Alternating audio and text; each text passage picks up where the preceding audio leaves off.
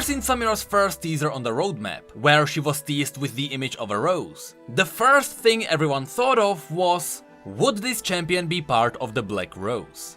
For those of you who are unaware, the Black Rose is a Noxian underworld organization dealing with darkest of magics. Among the well-known members of this organization are champions such as Vladimir or LeBlanc.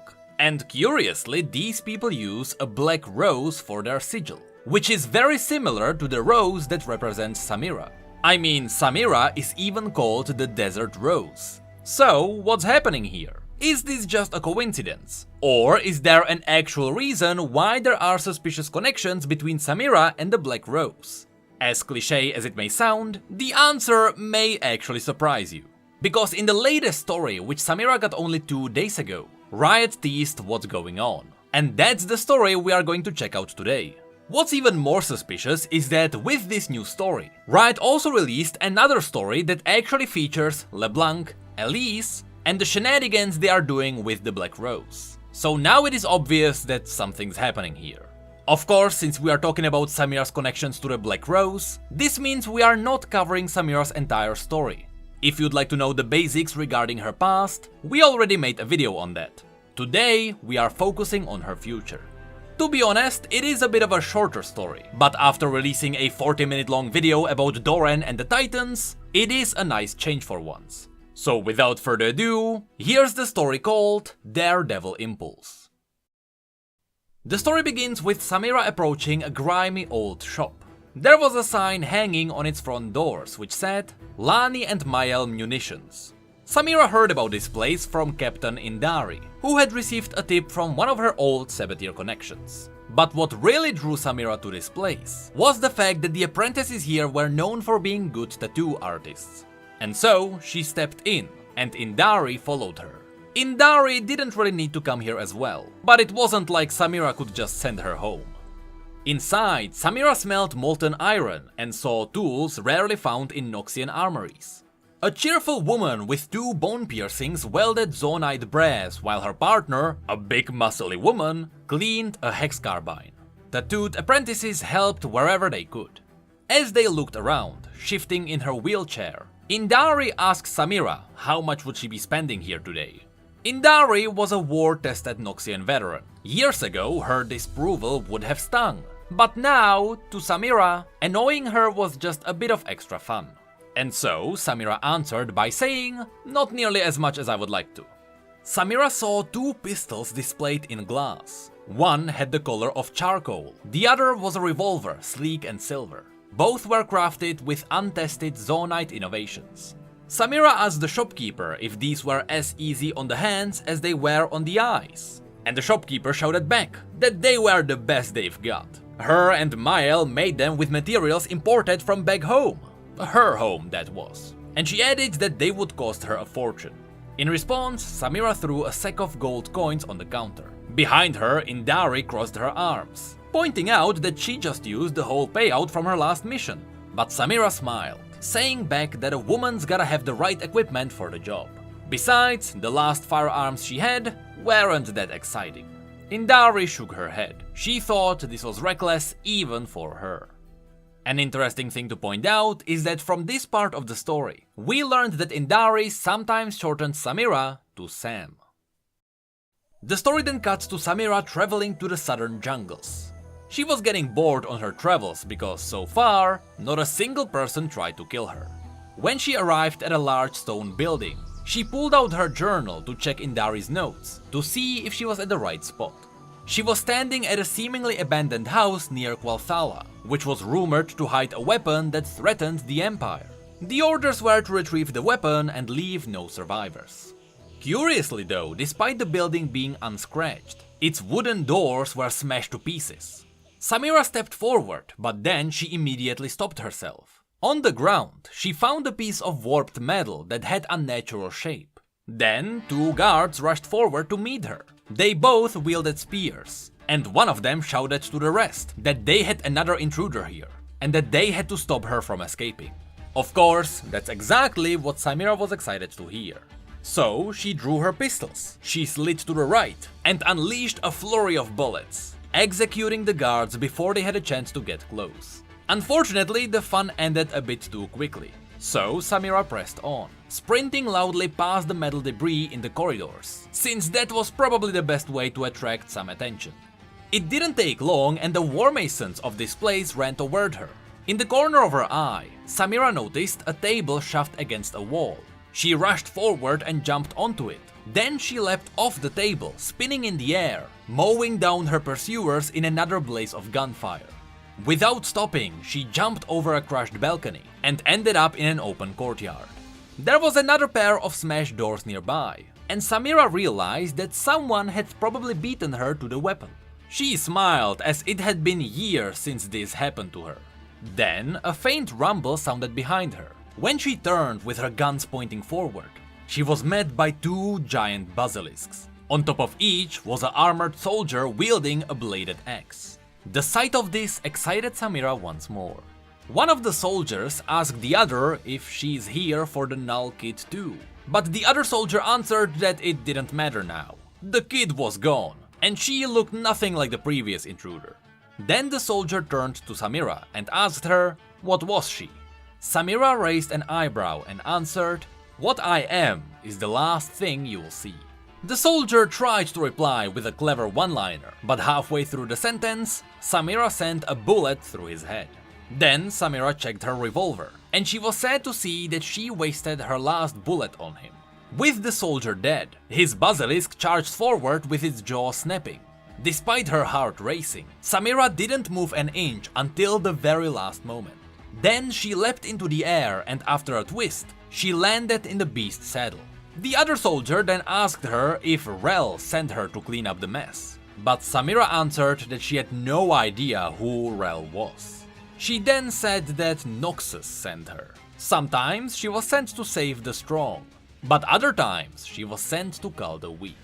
Enraged by those words, the soldier forced his basilisk forward, while Samira loosened her grip and whispered, "Go," which made her basilisk walk forward much slower. The soldier came at her with his axe held high, aiming for her neck. When the two basilisks met, Samira arched her back to dodge his slash, while pulling out her sword at the same time. With a swung, the blade stopped at the soldier's stomach. The soldier shouted that this won't work on his armor. Calmly, Samira answered, "Darling, I don't work, I slay." After that, she pumped the side barrel attached to the dull edge of her blade, and pulled the trigger. Black powder burst out behind her sword, forcing it forward, right through the soldier's armor. Then, with an excited yell, and with her sword still smoking, she leapt off the basilisk. With both beasts being without their riders, Samira had nothing better to do to them than to cut off their saddles and watch them flee for their freedom. On the other side of the courtyard, a crumbling stairway spiraled downward, beyond the building's smashed doors. Samira followed it to the remains of a stone prison cell, where she noticed similar pieces of warped metal to the ones she found at the entrance to the building. Here, they were scattered everywhere. The front door of this prison was destroyed, and the back wall was torn asunder, leaving a gaping hole that led outside into the jungle. This was the first time she actually paused and wondered, what were they keeping here? Samira walked around the space, examining the destruction. Split by jagged shards of metal was a small bed fit for a child. Shrugging, she took a seat, reaching into her pocket, and pulled out a flask. With her boots resting on the wreckage, she leaned back and raised the flask high into the air, saying, "Congratulations, weapon! Whatever or whoever you are, you've got my attention." Weeks later, Samira was back in the weapons shop, letting one of the apprentices touch up on one of Samira's tattoos with a bronze needle. Indari asked her if anything new happened today. Samira told her nothing thrilling enough, but something dangerous was on the way, so she asked Indari to leave some space. Indari rolled her eyes and instead asked about the weapons. Samira described them as exquisite, and she told Indari she'll be playing with these for a while.